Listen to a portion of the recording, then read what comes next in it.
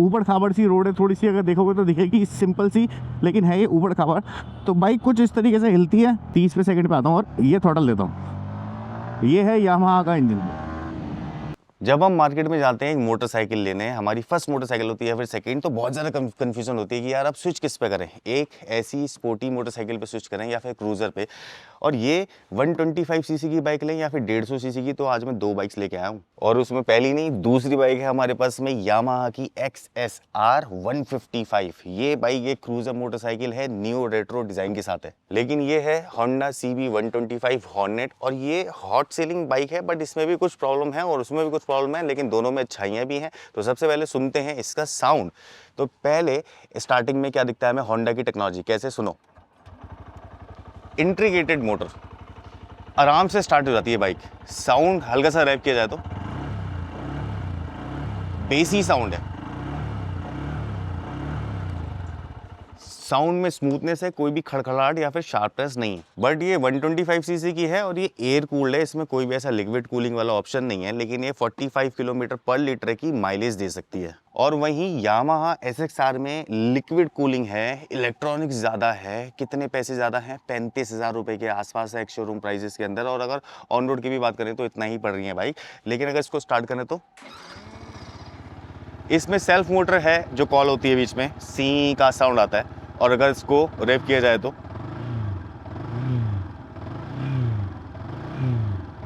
बहुत smooth and काम sound है दोनों ही मोटरसाइकिल का। तो इसलिए आज मैं 2 बाइक्स ऐसी लेके आया हूँ जो कि बिग भी बहुत रही हैं, इनकी बुकिंग भी बहुत जा रही है। लेकिन हाँ ये है कि इतना ज़्यादा लोग समझ नहीं पा रहे। तो आज देख लेते हैं कि किस प्राइस ब्रैकेट में क्या क्या चीज़ें ये दोनों बाइक आपको ऑफर करेंगी। सबसे पहले पैसों की बात, 1,74,000 रुपये की ये आपको ऑन रोड मिलेगी। ये दिल्ली ऑन रोड है, आपकी सिटी के हिसाब से कम ज़्यादा थोड़ा सा हो सकता है। और 1,32,000 रुपये की आपको ये ऑन रोड मिलेगी Honda CB 125 hornet. Yamaha 155 CC engine के साथ में आती है जो सिंगल सिलेंडर है बट लिक्विड कूल्ड है। लेकिन कंपनी माइलेज क्लेम करती है 45 किलोमीटर पर लीटर। 40 की भी निकाल देगी तो भी काफ़ी अच्छी माइलेज है इस सेगमेंट में।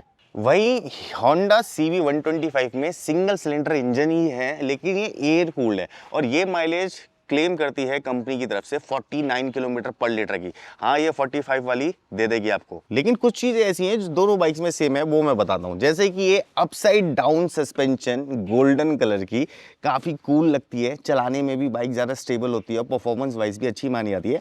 बट यहाँ पे ये जो फ्रंट डिस्क देख रहे हो ये 282 mm डाया की है, यानी कि बड़ी डिस्क है इसमें। वहीं होंडा CB 125 में भी अपसाइड डाउन सस्पेंशन आती है। इस सेगमेंट में ये सस्पेंशन देना कोई मैंडेटरी नहीं है, जरूरी नहीं है, बट फिर भी अगर मिल जाती है तो हैंडलिंग फ्रंट सस्पेंशन अच्छी हो जाती है, बाइकिंग आप अच्छे लेवल पे कर सकते हो। यहाँ पे देखोगे तो ये 240 mm की डिस्क ब्रेक है, इसको पेडल डिस्क ब्रेक कहते हैं। ये जो इसका स्पेस देख रहे हो इससे डायमीटर बढ़ जाता है, यानी कि रेडियस बढ़ जाता है डिस्क का, ट्रैवल टाइम। तो यहाँ पे ये ज़्यादा ठंडी हो सकती है, इसमें ज़्यादा हवा लगेगी, तो ये हाई परफॉर्मेंस ब्रेकिंग में मानी जाती हैं। कुछ कंपनीज TVS जैसी बहुत पहले इंट्रोड्यूस कर चुकी हैं इस ब्रेकिंग सेटअप को, बट अब होंडा जैसी कंपनीज भी लेके आ रही हैं। अब सिर्फ स्पेक शीट से ही सारी बातें नहीं होती हैं, नंबर गेम ही नहीं होता है। गेम होता है कहाँ पे? जहाँ पे हमारी बॉडी स्ट्रक्चर फील करता है कि हमें कौन सी चाहिए। ऐसी स्पोर्टी सी बाइक चाहिए जिसको कि हम लीन कर सके, 125 सीसी में अच्छी हो। बेसिकली ये बाइक उनके लिए जो भी अपनी फर्स्ट बाइक सेकंड बाइक, लड़के हैं थोड़े से कम एज के हैं उनके लिए। सेकंड जो थोड़े से मैच्योर हो गए हैं, जिनको चाहिए एक बढ़िया सा मसाला लेकिन विद माइलेज और लो मेंटेनेंस, गुड साउंड और इंजन रिफाइंड, उनके लिए कुछ इस टाइप की बाइक्स है। इनमें आपकी बैक सीधी रहेगी, बिल्कुल पैर नीचे लग जाएंगे और जो हैंडल है वो भी चौड़ा होता है। और वाइड हैंडल बार से ये एडवांटेज होती है कि आप लंबी जर्नीज जो लॉन्ग ट्रैवल है उसको भी इजीली कर सकते हो, बिकॉज हैंडल में कर्व्स मिल जाते हैं जिसकी वजह से शोल्डर रिलैक्स रहते हैं। और ये कुछ इस तरीके से फील होता है कि जब मैं इस बाइक को चला रहा हूँ तो शोल्डर मेरे वाइडली ओपन है, तो मेरे को ज़्यादा कॉन्फिडेंस भी मिल रहा है और मैं रिलैक्स बाइक राइड कर रहा हूँ। वहीं इस तरीके की जो बाइक होती हैं थोड़ी सी एग्रेसिव होती हैं, लेकिन बहुत ज़्यादा नहीं, क्योंकि हैंडल इनके भी वाइड है लेकिन एंगल में थोड़ा सा फर्क होता है। स्पोर्टी फील देने की कोशिश की जाती है कि 125 सीसी में भी ऐसा सा एग्रेसिव स्टांस मिले कि जिससे आपको एक स्पोर्टी बाइक का फील आए। बट यहाँ पे पैसों का जो डिफरेंस है, आप लोग सोच रहे होंगे कि क्या मिल रहा है उसके अंदर, तो चीज़ें मिलती है, टेक्नोलॉजी मिलती है। कैसे? इसमें ना ड्रम ब्रेक है, 130 mm की ये ड्रम ब्रेक है, और ये जो टायर है ये 110 mm विथ का है, यानी कि 110 सेक्शन का टायर है, पतला लगता है ये। और वहीं पे अगर यामाहा ज़्यादा पैसे ले रहा है तो 140 सेक्शन का टायर दे रहा है, काफ़ी बड़ा चौड़ा टायर है ये, अच्छा भी लगता है देखने में, ग्रिपी भी ज़्यादा होता है। 220 mm की डिस्क ब्रेक मिल जाती है रेयर में with caliper by brake, because ये क्रूजर कैटेगरी की बाइक है तो 120 mm की ग्राउंड क्लियरेंस मिलती है यहाँ पे। वहीं CB125 एक स्पोर्टी बाइक है तो 166 mm की ग्राउंड क्लियरेंस है, मतलब ये बाइक उससे ज़्यादा ऊंची है, तो ज़्यादातर गड्ढे, टूटे हुए नाले, बने हुए देसी स्पीड ब्रेकर्स जिसको पाइप डाल के बना देते हैं, वहाँ से इजीली निकल सकती है। वहीं अगर आप वेट से थोड़ा आपका कंसर्न है ना, तो 137 kg की, यानी कि 137 किलो की ये बाइक है। भारी नहीं है ज़्यादा, जब बैठ के चलाओगे तो ज़्यादा भारी नहीं लगती, लेकिन नंबर हाँ 137 किलो आप मान सकते हो। और क्योंकि 125 सीसी की बाइक है तो इसका जो वेट है वो भी कुछ ऐसा सही है, यानी कि 124 किलो, 124 kg का ये है, किलोग्राम्स का।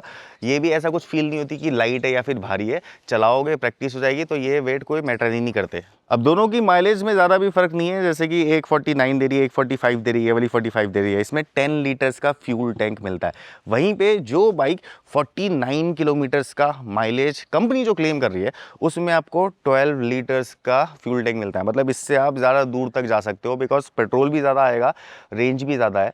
बट हाँ ये है कि पावर में थोड़ा सा आपको कॉम्प्रोमाइज़ करना पड़ेगा। दोनों ही मोटरसाइकिल की साइज़ की बात करें, ओवरऑल फॉर्म फैक्टर की बात करें, चौड़ाई, हाइट, लंबाई या फिर व्हील बेस, तो दोनों ही बाइक्स में ज़्यादा फर्क नहीं है। दोनों ही बाइक्स दिखने में आपको ओवरऑल एक जैसी ही दिखेंगी, बस हाँ ये है कि मॉडल का फ़र्क है, वो थोड़ी सी ज़्यादा एग्रेसिव लगती है और ये थोड़ी सी ज़्यादा क्रूजिश फील आती है, यानी कि काम फील, रिलैक्स फील है इस बाइक में। अगर दोनों की कीज़ दिखाऊं तो दोनों की कीज़ ऐसी हैं, डिफ़ॉल्ट ऐसी सी बेसिक सी की हैं, लेकिन यामाहा में जब मैं की लगाता हूं तो पोजीशन भी देखो तो ऑलमोस्ट सेम ही है की लगाने की। और ये देखोगे इंस्ट्रूमेंट क्लस्टर तो बेसिक सही है, रिवर्स LCD डिज़ाइन है, बट हाँ फ़ोन वगैरह कनेक्ट कर सकते हो, तो ब्लूटूथ जैसे इसमें भी ऑप्शन है। अब बारी है CB125 हॉर्नेट की। दोनों में ही कीज़ यहीं पे ही लगती हैं, लेकिन जैसे ही इग्निशन ऑन करूँगा ना तो स्क्रीन पे देखना ये बढ़िया सी ऐसा सा, इसमें मोड्स भी हैं, ब्लैक एंड वाइट ये हो सकती है, काफ़ी सारे और इसमें फीचर्स हैं, कलर्ड स्क्रीन है और काफ़ी दिखने में रिच फील देती है। दोनों में ही आप अपने मोबाइल फ़ोन को कनेक्ट कर सकते हो और दोनों में जो बेसिक फीचर्स होते हैं ना स्मार्टफोन कनेक्टिविटी के, कॉल उठानी है, कॉल पिक करनी है, या फिर ऐसा करके सुनना है आपको किसका कॉल आ रहा है, दिख रहा है वहाँ पे, वो सारे basic feature, turn by turn navigation, ये दोनों बाइक्स में है। यामाहा की बात करूँ तो मोटे मोटे टायर मिल जाते हैं, 100 सेक्शन का टायर है, यहाँ पे LED लाइट मिल जाती है, LED टर्न इंडिकेटर है, हैजार्ड का भी इसमें फीचर है। वहीं इसमें देखोगे तो 80 सेक्शन का ही सिर्फ टायर है, तो थोड़ा सा पतला लगता है, लेकिन फेंडर डिज़ाइन वगैरह लेटेस्ट डिज़ाइन सेंस के साथ में है। जो हेडलैम्प्स हैं वो LED हैं, क्रिस्प हैं, कुछ इस टाइप का डिज़ाइन है, और जो टर्न इंडिकेटर है वो भी LED है, बट इसमें हैजार्ड का कोई भी फीचर नहीं मिलेगा। और वहीं दोनों को ही अपना स्टाइल को कॉम्प्लीमेंट देना है तो टेल लैम्प भी कुछ ऐसे है इसमें से शार्प स्पोर्ट्स बाइक जैसे, और टर्न इंडिकेटर भी पीछे ऐसे दिखेंगे। फिर अगर देखोगे तो एग्जॉस्ट कुछ इस टाइप का दिखता है, जो कि ठीक है, क्रिस्प है, सॉलिड है, छोटा सा मोनो सस्पेंशन के साथ में आती है। और सीट अगर की बात करें तो ये स्प्लिट सीट डिज़ाइन के साथ में है, बिकॉज ये स्पोर्टी एक मोटरसाइकिल है। वहीं यामाहा जो कि एक क्रूजर मेंटेलिटी वाली एक मोटरसाइकिल है, तो इसकी जो टेल लैम्प है कुछ ऐसी राउंडेड दिखती हैं, थोड़ा क्लासिक फील आता है इसमें, कुछ ऐसा विंटेज टाइप एक लुक है। बट हाँ टर्न इंडिकेटर्स जो है वो इसके ऐसे ही हैं, LED वाले। एग्जॉस्ट देखोगे तो दोनों के सिमिलर हैं, बट इसका थोड़ा सा ज़्यादा राउंडेड है। इसमें भी मोनो सस्पेंशन है। और अगर सीट की बात करूँ तो इसकी सीट कुछ ऐसी सी कैफे रेसर टाइप एक मोटरसाइकिल जैसी विद बैंड ऐसे मिलती है, सिंगल सीट सेटअप है, बट थोड़ी सी छोटी लगती है। लेकिन जब इस पर बैठोगे यहाँ पे और कोई पीछे बैठेगा तो उसमें उसको इतना पार्ट मिलेगा बैठने के लिए जहाँ से ये डिवाइड कर रहा है। अब ये एक क्रूजर कैटेगरी की बाइक है, तो इसमें आपको दिया है चलाने के लिए प्रोविजन, यानी कि जो इसकी गेयर्स हैं ये 6 स्पीड मैनुअल ट्रांसमिशन के साथ में आती है, मतलब इस टाइप का है। तो फर्स्ट डाउन, बाकी सारे के सारे ऊपर। 6 गियर है इसमें, और 6 गियर होने की एडवांटेज ये है कि जब आप इसको क्रूज कर रहे होंगे किसी हाईवे पे तो आप कम RPM पे ज़्यादा स्पीड और ज़्यादा अच्छी माइलेज ले सकते हैं। ज़्यादा गियर का ये एक प्रॉफिट होता है। वहीं CB125 सीसी की बात करूँ तो ये बाइक बनाई गई है सिटी यूज़ के लिए। ऑफिस जाना है, दुकान जाना है, कहीं ऑफिस मतलब कहीं पे काम पे जाना है तो इसके अंदर 5 स्पीड मैनुअल ट्रांसमिशन ये आता है।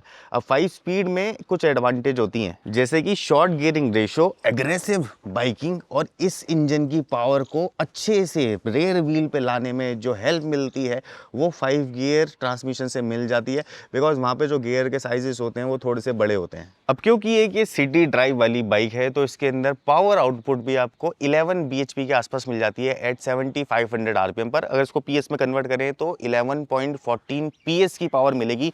ये सिंगल सिलेंडर इंजन इतना पावर प्रोड्यूस कर देता है जो कि सिटी में अगर आपको एक माइलेज बाइक चलानी है, माइलेज जो आपको दे और लो मेंटेनेंस हो, जिसको कि ये बोल सकते हैं कि इजी टू राइड हो और रोज़ कहीं भी लेके इसको भगा सको, तो इतनी पावर काफ़ी होती है। वहीं ये यामाहा आपको 18.4 पीएस का पावर देती है। हॉर्स पावर आई थिंक इसकी 18 के आसपास होगी, उससे हल्की सी पॉइंट कम, लेकिन 10,000 आरपीएम पर देती है तो इसका आरपीएम रेशियो थोड़ा सा ज़्यादा है, यानी कि ये क्रूज़र मेंटेलिटी वाली, क्रूज़र ट्यूनिंग वाली एक बाइक है। उसका जो आरपीएम था वो 7500 था, यानी 7500, जिसके अंदर वो निकाल रही है इतनी पावर, यानी कि 11.14 पीएस का पावर। ये दे रही है 18.4 का, लेकिन 10,000 आरपीएम पर। तो ये बात का ध्यान रखना आपको, ये बाइक तेज भागेगी लेकिन ज़्यादा तेज आरपीएम पर। जितनी इसकी पावर पीएस में ही है उतना ही एनएम ऑफ टॉर्क है, यानी कि 11.2 आसपास newton metre of torque crank कर देती है एट 6000 आरपीएम पर। आरपीएम कम है, पावर अच्छी मिल जाती है इसमें। और वहीं अगर यामाहा की बात करूं तो 14.2, ज़्यादा फर्क नहीं है, जितना आपको पता है कि 3 समथिंग एनएम ऑफ टॉर्क का फ़र्क है। फील ऐसा कुछ खास होता नहीं है, लेकिन हाँ जब चलाओगे तो हल्का बहुत तो फ़र्क पता चलेगा। बट हाँ 7500 आरपीएम पर, यानी कि 7500 आरपीएम पर ये अपनी इतनी पावर क्रैक कर देती है। तो स्टार्ट करते हैं इनका राइडिंग कंपैरिजन। तो बेसिकली कंपैरिजन तो ऐसा कुछ खास हो नहीं सकता, बट मैं ये 125 सीसी वाली बाइक को चला के पहले दिखाना चाहता हूँ, बिकॉज बहुत काम लगती है और बहुत ज़्यादा स्पोर्टी है। तो सबसे पहले इग्निशन ऑन करते के साथ ही ये जो है ना, इसका मीटर ऐसे करके कुछ ऑन होता है, काफ़ी अच्छा दिखता है। ये स्टार्ट करता है तो इंटीग्रेटेड सेल्फ ये बता देता है कि वाह क्या चीज़ है तुम्हारे पास। फर्स्ट गियर, और यहाँ से ये निकला मैं 125 सीसी के सेगमेंट में। बहुत ज़्यादा ना, मतलब मेरे को ऐसा लगता है कि स्मूथनेस इसके अंदर ज़्यादा है। अब अगर मैं यहाँ से सेकंड गियर पे हूँ, मैं अब सेकंड गियर पे मैं थ्रॉटल देता हूँ तो ये ऐसे करके स्पीड पकड़ती है। इको मोड पे है अभी, देखना। और एक और खासियत इस बाइक में ये है कि यहाँ पे इस टाइप का जो ये बटन कंसोल मिलता है ना, यहीं से ही मैं स्विच कर सकता हूँ। यहाँ पे पेट्रोल देख सकता हूँ, नीचे ऊपर कर सकता हूँ, कितना किलोमीटर मुझे मिल रहा है, ये भी चेक कर सकता हूँ, ट्रिप रीसेट कर सकता हूँ, कौन सा मुझे ट्रिप चाहिए। और फिर अगर मैं इस बटन को नीचे की तरफ कर दूँगा तो नीचे देखना है, नीचे वाली रीडिंग जो है चेंज हो जाती है ऐसे करके। यहीं से ही मोड भी चेंज हो जाता है। अब मैं सेकंड गियर पे चल रहा हूँ। एक परफॉर्मेंस ओरिएंटेड मोटरसाइकिल तो नहीं बोलेंगे, लेकिन हाँ ये बोलेंगे कि 125 सीसी सेगमेंट में थर्ड गियर में मैं कितनी तेज़ चला सकता हूँ।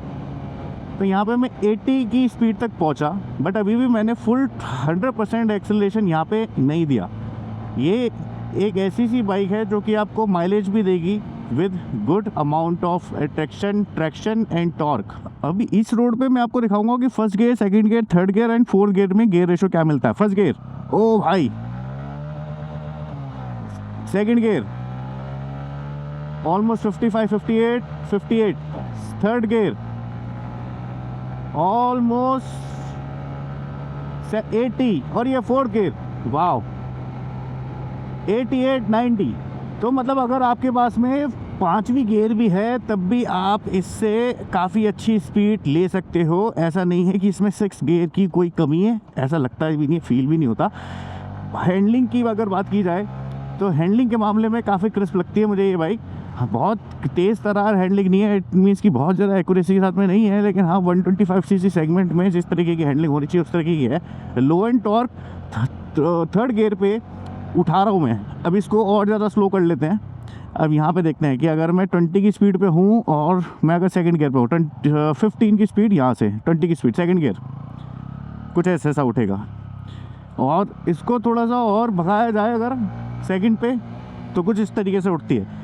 तो अगर मान लो कि इसका जो वैल्यू है 11 समथिंग की टॉर्क वैल्यू, तो उसके अंदर अगर इसको मैं हाई गियर पे भी भगा रहा हूँ ऐसे करके थर्ड गियर पे, यहाँ से थर्ड गियर पे चलते हैं, थर्ड गियर पे 30 पे होनी चाहिए थर्ड गियर पे। अब यहाँ से भगाता हूँ ये देखो, ये भाई स्प्लेंडर वाले से आगे तो निकलूंगा मैं ज़रूर, क्योंकि उसको पता नहीं कि मैं रेस लगा रहा हूँ। कुछ इस टाइप से ये लो एंड टॉर्क पकड़ती है, और 4th गियर कुछ ऐसी सी स्पीड दे देगी। अब यहीं पे ही मैं आगे लगाऊंगा 5th गियर इसकी, लेकिन 4th गियर पे मैं 100 पे पहुँचाना चाहता हूँ।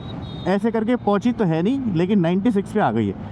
अब आपको बहुत ज़्यादा अगर रेसिंग बाइक चाहिए तो उसके हिसाब से अलग कैटेगरीज की बाइक्स हैं, बट ये वाली जो बाइक्स होती है ये माइलेज ओरिएंटेड बाइक्स होती है। इसमें सस्पेंशन का भी बहुत बड़ा रोल होता है। अब ये रोड ऐसी है जो कॉमन सी एक रोड होती है, हर किसी के रास्ते में पड़ती है।